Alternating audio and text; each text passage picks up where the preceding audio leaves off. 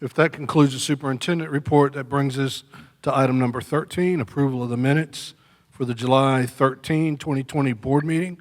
Do I have a motion to approve the minutes? Mr. White. I make Makes- a motion we approve the minutes of Is there- July 13th, 2020. Thank you. Second, Ms. Hammond. Any discussion? Mr. White. Just a quick comment. I got a couple questions last time about the discussion on the July 13th, 2020 meeting. We were approving the prior minutes, and it's because I had put some documents on the record. That is something that every board member has a right pursuant to policy and statute to put items on the record. There was a discussion before the meeting among the board members about amending that, and I think that discussion concluded it, but when it came out, I believe the chairman called that motion out of order, and I just wanted to go on the record saying that was because we'd already discussed it, and if people want to see what I put on the record, you simply go to the website, go to the Board of Trustees tab, you look under Archive Board Meetings. It's a June 15th. It's letters dealing with the construction contracts and some critiques by Mr. Lovelace that I'd asked for additional conversations and meeting, which I think are coming in the future. But I think that what I'd like to do is put on the record this time the conversations we had as a board so people can see those discussions that were had before we came to vote. Because basically, there's not a right to amend something that a board member puts on the record, but I'd invite people to look at what's there. The purpose is disclosure, and also we're going to have another discussion I asked for in the last meeting to go in that to more detail.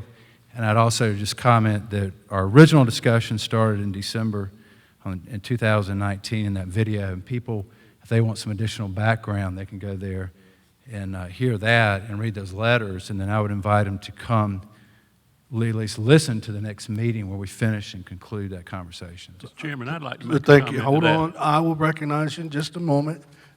You have something now you're going to leave for the record, and I think you'll give to Ms. Strange. Is that what you're telling me? Yes. Thank you. Now, Yes. Mr. Lovelace. Okay, what happened here, ladies and gentlemen, was that I wrote a letter to the superintendent, which I'm entitled to do, about the construction on number 13, school number 13. And in that, I had 32 attachments to my letter. Mr. White proceeded to put in my letter without the attachments. Okay, I was ruled out of order for trying to get those attachments in there.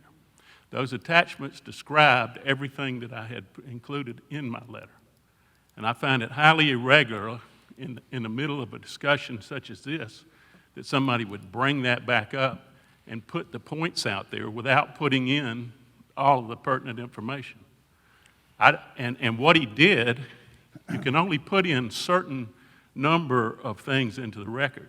So he divided out every one of my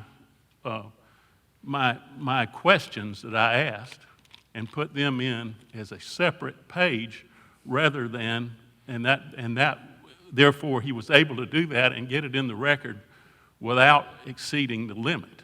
Mr. Lovelace, I'm Okay. going to ask you to address the chair or ask a question.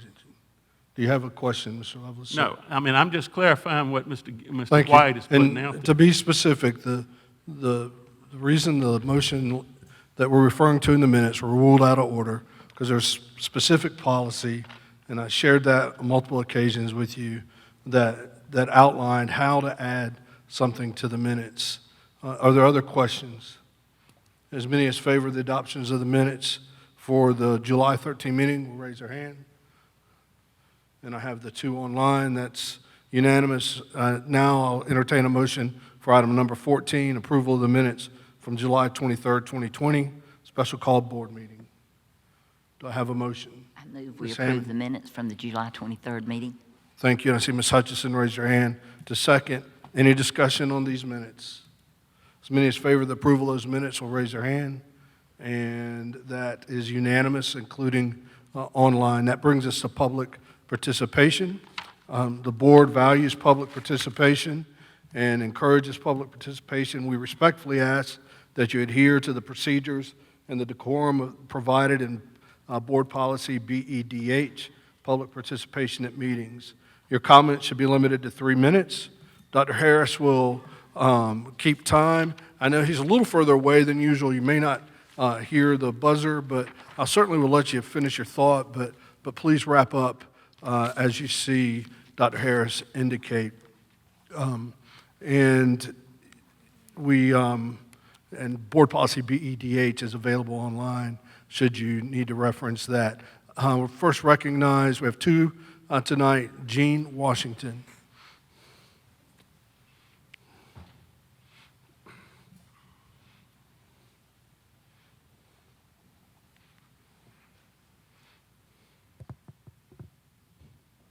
First of all, I want to give you guys thanks for all the hard work you guys have put in to try to get our kids back into school.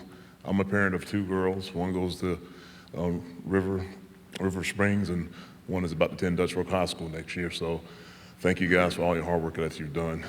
I wanted to know if you guys are aware of the certain disinfectants that you guys are using inside your schools. If anybody has read the label, I think you guys are using something called Biocide or BioTab 7. It's a tab that you actually put inside water. If you actually read the label and pay attention to what's in it, there's going to be a problem with the way that you guys are disinfecting these schools.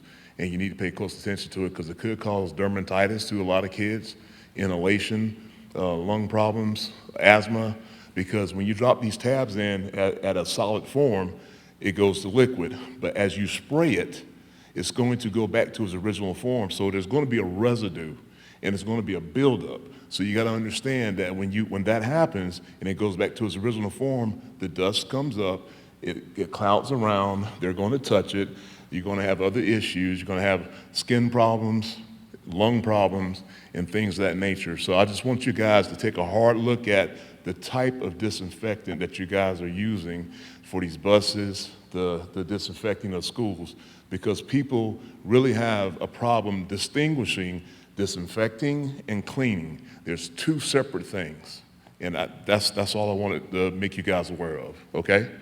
Thank you very much. Thank you for your time. Yes, sir, thank you. April Alsop.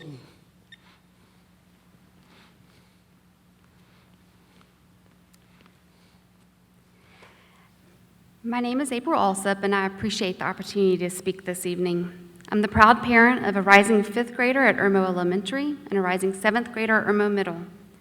There's no reentry solution that will fully satisfy both the need to address the safety concerns of teachers and parents and the undeniable importance of face-to-face education.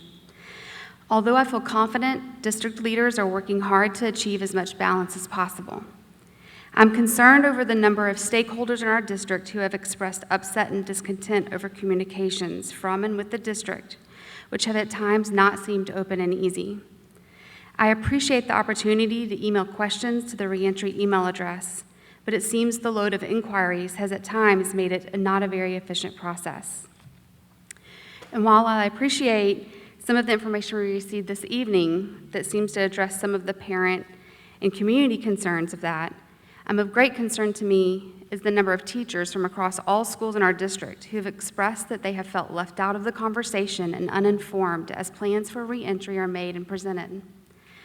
These teachers express a great deal of concern over the lack of clear direction and information regarding how things will work. Teachers should never feel like parents know more pertinent information before they do, or that they need to reach out on social media or to social media groups unrelated to the district to get answers as to how the district will handle employment issues for them. I'm not here to criticize, but rather to implore district leadership to hear us and our teachers and to take measures to adjust the handling of input and addressing teacher and community concerns. I'll continue to pray for God's guidance over all of you as you handle reentry into the school and all district decisions, and I'll be praying for His grace to move us all to be productive participants in the dialogue. Thank you for your time. Thank you. That concludes public participation.